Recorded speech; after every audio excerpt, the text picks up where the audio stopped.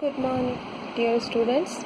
Today we are going to read the topic water solutions, conditions for making a solutions, and common soluble and insoluble substances. So let's start. When two or more substances mix together and are evenly distributed, a solution is formed.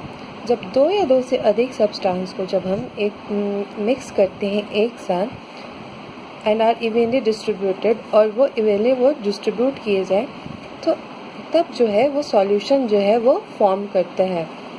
The substance that dissolve is called the solute and the substance in which the solute dissolve is called the solvent.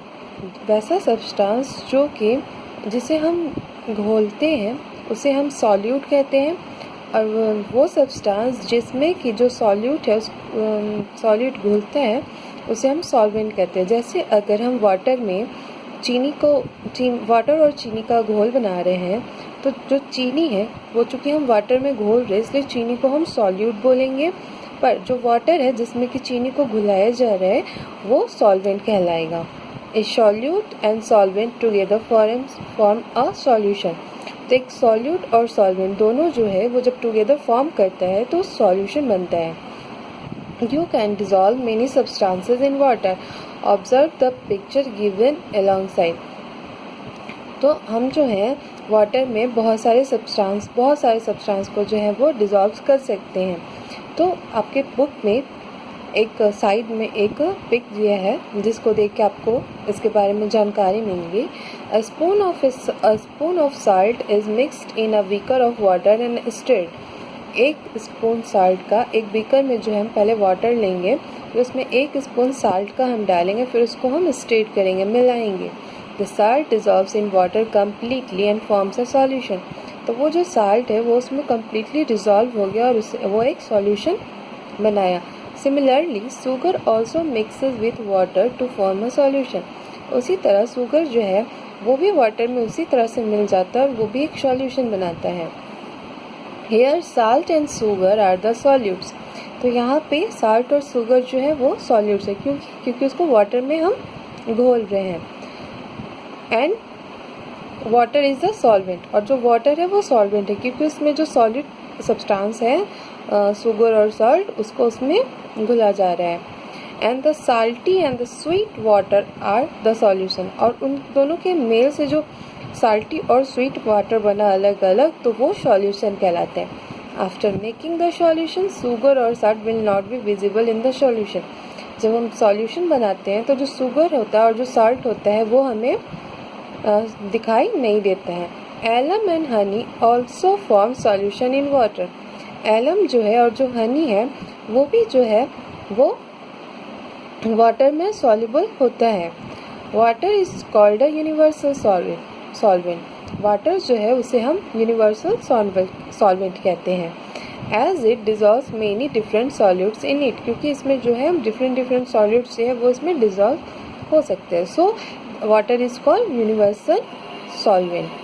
Conditions for making a solutions. The following are some conditions which affect the making of a solution. First one is if you stir the solute, for example sugar, in the solvent, the solution is formed faster. तो इस solution बनाने के लिए भी कुछ conditions होते हैं. तो इसमें यहाँ पे कुछ कंडीशंस दिए गए. तो पहला कंडीशन ये है कि जब हम किसी सॉल्यूट को अगर वाटर में मिला रहे हैं या सॉल्वेंट में जैसे हम शुगर को ही ले लें तो इसका जो सॉल्यूशन है वो बहुत जल्दी फॉर्म कर जाएगा. If the solvent for example water is warm and the solute is then added to it the solution will be formed in less time. अगर जो सॉल्वेंट है जैसे वाटर अगर वो थोड़ा वार्म होगा और हम इसमें सॉल्यूट ऐड करेंगे तो उसका सॉल्यूशन बनने में जो है वो थोड़ा कम टाइम लेगा. वो The solute dissolves faster in a solution when broken into smaller pieces or powder.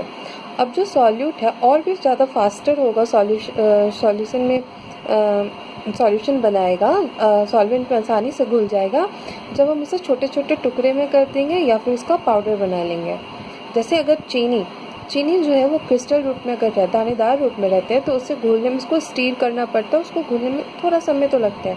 पर वही अगर चीनी का हम पाउडर बना लेंगे और तब उसको अगर हम पानी में अगर घोलते हैं, तब जो क्या है वो बहुत जल्दी घुल जाएगा। Increasing the quantity of the solvent helps in forming the solution in leisure time. अगर जो है हम सॉल्वेंट का जो क्वांटिटी है वो बढ़ा देंगे, तो हो सकता है कि सॉल्यूशन बनने में थोड़ा कम टाइम लगे। So these are the conditions for making a solution. Now, common soluble and insoluble substances. The substances that dissolve in water are called soluble substances. The substances that do not dissolve in water are called insoluble substances. तो वैसे substance जो कि solvent में घुल जाते हैं, यानी water में घुल जाते हैं, तो उन्हें हम सॉल्युबल सब्सटेंस कहते हैं। और वैसे सब्सटेंस जो कि पानी में घुल नहीं पाते, सॉल्वेंट में घुल नहीं पाते, हम उन्हें इनसॉल्युबल सब्सटेंस कहते हैं। Let us understand them by performing an activity. To understand this both of them we have to perform an activity. So let's study the activity, and the aim of the activity is to study soluble and insoluble substances. The material required for this solution, this activity is salt, sugar, chalk powder and sand. 4 test tubes, a test tube stand and a stirrer. Procedure is: keep the test tube in the test tube stand, label them as 1, 2, 3 and 4. Fill 1/4 of water in each of them. Add salt in test tube 1, shake it well. Repeat the same for sugar, chalk powder and sand in the other test tubes too. Observe which substance dissolve in water and which do not. तो इसके लिए जो material required है वो है salt, sugar, chalk powder और sand. और 4 test tube चाहिए, एक टेस्ट ट्यूब स्टैंड चाहिए और एक स्टीरर चाहिए। तो इसका प्रोसीजर है कि हम जो टेस्ट ट्यूब है उसको टेस्ट ट्यूब स्टैंड में रखेंगे और उसको लेवल कर देंगे 1, 2, 3, 4 से। उनका जो 1/4 पार्ट है उसको हम वाटर से फिल कर देंगे और एक एक करके जो है हम पहले ट्यूब में अगर साल्ट डालें तो दूसरे में शुगर डालेंगे, तीसरे में चॉक पाउडर डालेंगे और चौथे में सैंड डालेंगे। तो इस तरह से हम चारों टेस्ट ट्यूब में जो सॉल्यूट्स हमारे पास है उनको हम डालते जाएंगे और हम ये ऑब्जर्व करेंगे कि वो कौन सा सब्सटेंस है जो कि वाटर में डिज़ोल्व हुआ और कौन नहीं हुआ। The observation is only salt and sugar form a solution with water while chalk powder and sand do not. तो हम ये ऑब्जर्व करेंगे सिर्फ जो साल्ट और शुगर है वो जो है वाटर में डिज़ोल्व होकर सॉल्यूशन बनाया, पर चॉक पाउडर और सैंड जो है वो नहीं बनाया। So the conclusion is salt and sugar are soluble substances, chalk powder and sand are insoluble substances. So the conclusion is जो salt और sugar है वो soluble substance है and जो chalk powder and sand है वो insoluble substance है। So this is it for today. I hope you all understand it very well. If you have doubt and you have any problem, then you can ask me. Have a great day. Thank you.